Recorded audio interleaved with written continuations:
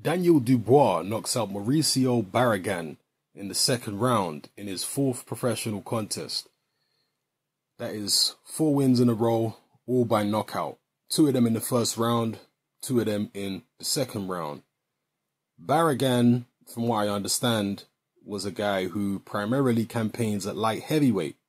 And he was up here fighting this fight at heavyweight despite the fact that he weighed less than 200 pounds. So he was a cruiserweight and a pretty small cruiserweight coming into the ring against Daniel Dubois. He had fairly decent height on him.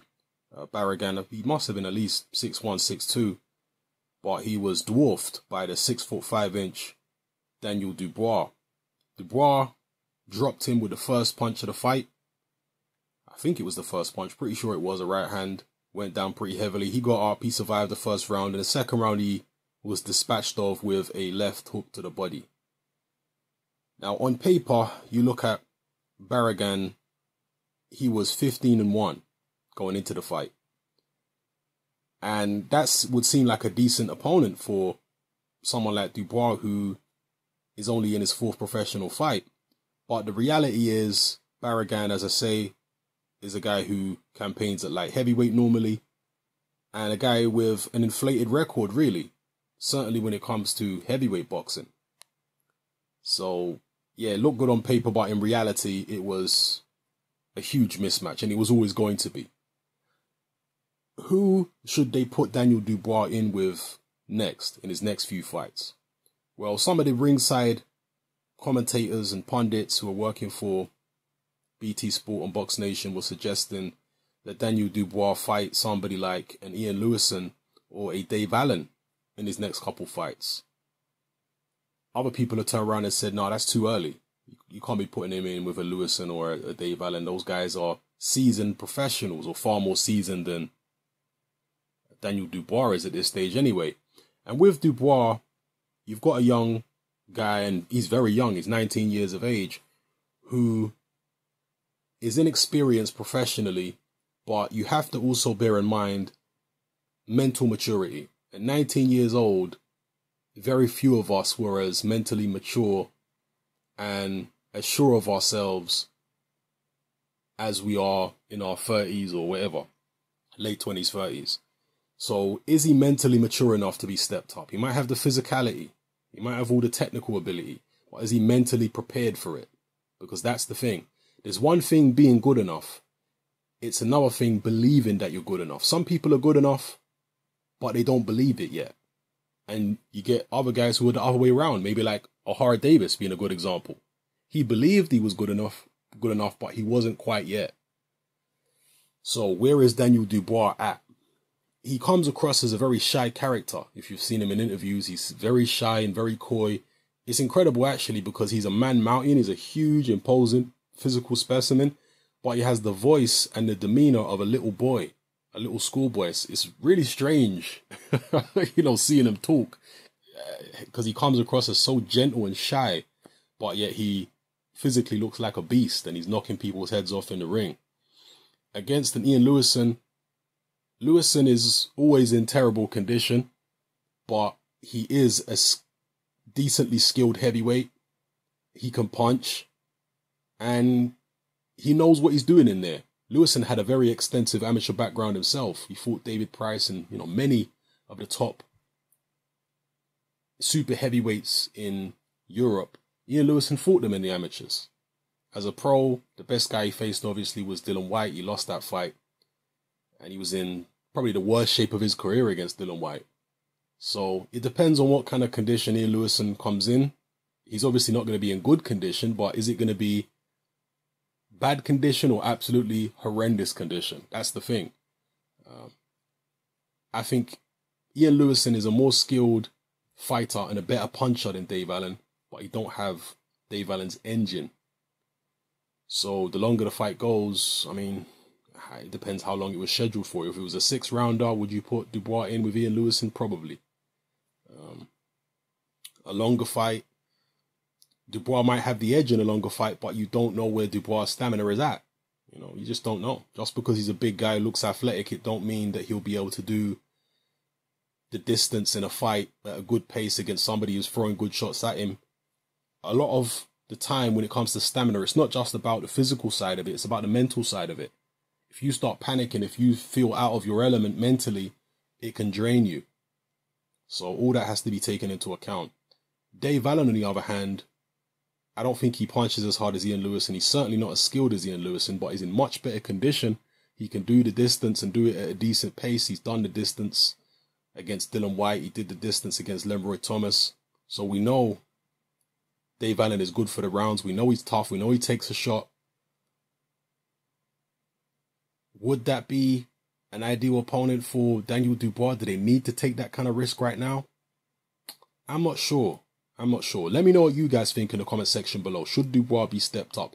At the end of the day, it's his team who know whether he's going to be ready or not for the likes of Dave Allen and Ian Lewison. Mentally, is he ready for that? Again, it's not about whether you have the ability. It's about whether you believe you have the ability. Yeah? It's good to have it. You need to have the ability. But do you believe in yourself enough to impose that ability on experienced fighters? Tough fighters. You know, Ian Lewison, Dave Allen, these are tough men. These are not knockover jobs. These are very, very tough men who will come to fight, who will be throwing bombs back at every opportunity. So it's, you know, easy for these young guys like Dubois to look good against people who are way, way beneath them physically and mentally and everything. It's different when they're in there against experienced campaigners. At 19 years of age, Daniel Dubois, I believe, was born in September. I think his birthday is in September. It might be later than that because there was a discrepancy on the BT Sport broadcast where it was either BT Sport or was it an IFL interview where Daniel Dubois clarified when his birthday is. But he's not 19 for several, he's not 20, sorry, for several months. So theoretically, he could actually be the guy to break Mike Tyson's record as the youngest heavyweight champion of all time. You'd need to target the weakest champion, obviously, but it's theoretically possible at the moment. I can't remember how many months Tyson was into his 20th year, whether it was earlier on in his 20th year or later on when he won the title against Trevor Berbick. I can't remember how many months it was, but Tyson was 20 years old and some change when he became the youngest heavyweight champion of all time. Dubois has got, what, probably a year to beat Tyson's record at most. So, can he do it? Theoretically possible. Maybe if he got the WBA regular belt. Could you imagine Daniel Dubois against Fraser Kendo? Could he win that fight? Probably could. Probably could. Or Daniel Dubois versus the winner of Fraser Kendo against whoever Fraser Kendo is going to fight for the WBA regular belt. There would be some debate about whether it was a legitimate championship if Daniel Dubois was able to get that belt and become the youngest heavyweight champion of all time, because when Tyson won his WBC title from Trevor Berbick, it wasn't any type of interim belt, it wasn't a secondary belt or anything like that. It was the full WBC title. Whereas if Daniel Dubois was to beat, you know, whoever has the WBA regular belt at the time, it wouldn't be a full version of the championship. It wouldn't be the super title. So anyway, just a little bit of food for thought for you guys there. Drop your comments in the comment section below. Who would you like to see Daniel Dubois next?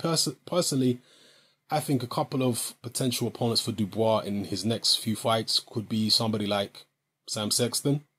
Sexton's been around a long time, but he's, in my view, sufficiently safe for Dubois to be put in with. And Gary Cornish as well. I think Gary Cornish is somebody that you could put Daniel Dubois in with. Cornish is a big guy. He's, you know, fairly athletic, but sufficiently safe. So that's what I'd personally do. I think that would actually be good matchmaking, because Cornish has been in with Joshua. Sam Sexton has been in with the likes of Derek Chisora, etc. So you could then compare Dubois' performances against those guys to Chisora's performance and Joshua's performance, respectively, against those opponents. And I know that Sam Sexton's deteriorated since he fought Chisora. I don't know where Gary Cornish is at since he fought Anthony Joshua. But as I say, just from a promotional marketing point of view, that would be good matchmaking. And, you know, I think they're definitely a step up from the likes of the Mauricio Barragans of the world and the other guys that Daniel Dubois has faced so far in his professional career. So it would be a step up. It's not a step up into great competition, but it's a step above what he's been fighting so far. And with a young guy like this, you want to box him steadily. You know, you don't want to do anything too rash with him. So yeah, he has the potential, if they move him extremely quickly, to break Mike Tyson's record as the youngest heavyweight champion of all time. It's unlikely that it would happen because when Mike Tyson was on the way up, he was fighting like 2-3 times a month. In his first 2 years as a professional, I mean, remember Tyson turned pro and he got a world title shot within, I think, 2 years. So, and he had like 30 fights or something like that by the time he turned pro. He had a lot of, by the time he got a title shot, he had like 30 fights or somewhere close to that. So he had a hell of a lot of fights for a guy who's only been fighting for 2 years. So he was literally fighting, you know, a couple times a month or more.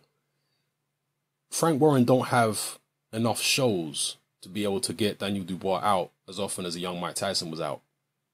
He don't have enough shows for that. He can't box Daniel Dubois that many times. And going by Frank Warren's track record, he's not one of those guys, I don't think anyway, who would be too keen on having Dubois fight on the shows of other promoters because he sees them as competition. He don't want those promoters whispering in Daniel Dubois' ear, so on and so forth. That's what I suspect anyway. Frank Warren wouldn't want to do that. So anyway, let me know what you think in the comment section below. Who would you like to see Daniel Dubois face next? How good do you think he is? You know, technically he seems there. He had a good amateur background, so on and so forth, but we don't know where he's at mentally. We don't know if he can take a shot. We don't know what his stamina is like.